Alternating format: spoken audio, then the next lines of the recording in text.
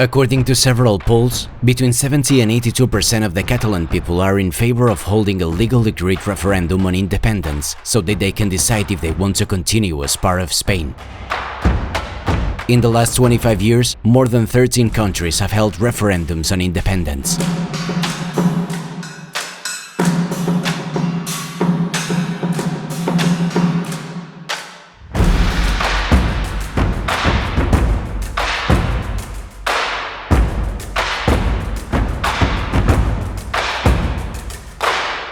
In Spain, this is a response to having a referendum in Catalonia.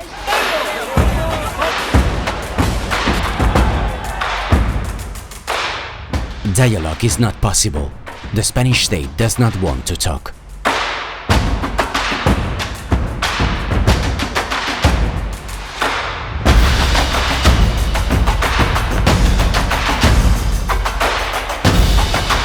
The solution that the Catalan people want is to vote.